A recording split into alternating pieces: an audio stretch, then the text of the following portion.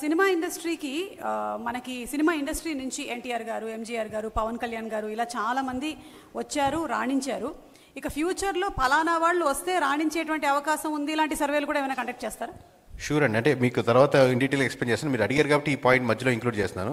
ఇప్పుడు లేటెస్ట్గా మేము చేసిన కన్సల్టేషన్ సర్వేలో మీరు అడుగుతున్నారు కాబట్టి ఎవరైతే కూటమి తరపున నాయకుడు బాగుంటారు అని అడుగునుకోండి. దాంట్లో సిబిఎన్ గారు ఉంటారు, పవన్ కళ్యాణ్ గారు ఉంటారు, లోకేష్ గారు ఉంటారు, పురంధేశ్వరి గారు ఉంటారు, అందరూ ఉన్నారు.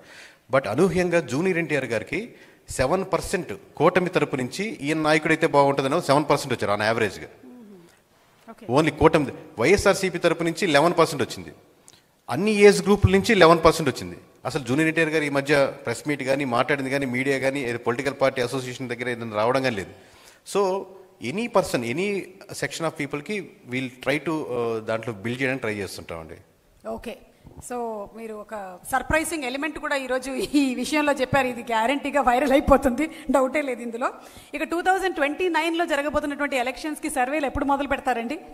ఇది ఇప్పుడు మేము చేస్తున్నాం కదండి. ఇప్పుడు 12th రిలీజ్ చేసిన తర్వాత లెట్స్ సే ఒక ఎమ్మెల్యే గారు రిపోర్ట్ చూసి చాలా బాగా నచ్చింది అనుకోండి, మీరు ప్రైమ్, నెట్ఫ్లిక్స్ చూస్తారనుకుంటాను.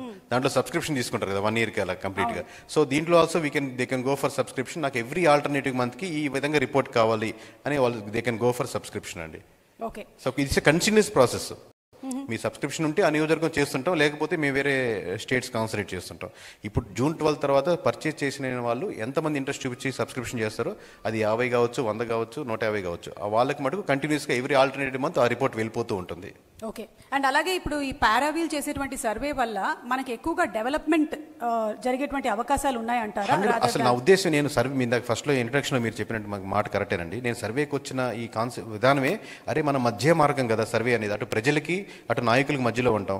ఏదో కుట్రలు పనుకుంటే మంచి పనులు వీళ్ళకి ఇది చేస్తే మీరు గెలుస్తారండి, ఇది చేస్తే గెలుస్తారని చెప్పొచ్చు కదా అనే స్వార్థంతోనో లేదా నా కోరికతోనో వచ్చాను. సో దీంట్లో అసలు ఫస్ట్ ఆఫ్ ఆల్ ఎమ్మెల్యే అనవసరం, సీఎం అనవసరం, అపోజిషన్ కదండి. మేము నియోజకవర్గాన్ని సెంట్రిక్గా, ప్రజల్ని సెంట్రిక్గా తీసుకొని చేస్తున్నాం. ఈ ప్రజల్లో ఒక ఎమ్మెల్యే తరపున ఏం కోరుకుంటున్నారు, ఆ నియోజకవర్గ సమస్యలు ఏమున్నాయి, మండల వారిగా ఏమున్నాయి, అన్ఎడ్యుకేషన్ ఏముంటుంది, ఇలా 35 అంశాలని క్రోడీకరించి అలా ఎమ్మెల్యే రేటింగ్ ఏంది, అలాగే ఎమ్మెల్యే గెలిచాక నియోజకవర్గం ఉంటున్నాడా, ఈసారి గెలిచే అవకాశం ఉంది కూడా దీంట్లో అంశాలు. బట్ మెయిన్ సెంట్రిక్ పాయింట్ వచ్చి నియోజకవర్గ ప్రజలు వాళ్ళు ఏం కోరుకుంటున్నారని. ఇది మీరు తీరిస్తే రేపొద్దున తనే ఎమ్మెల్యే అవుతాడు. ఇది తీర్చకపోతే గెలిచిన వాడే ఓడిపోయినాడు అవుతాడు.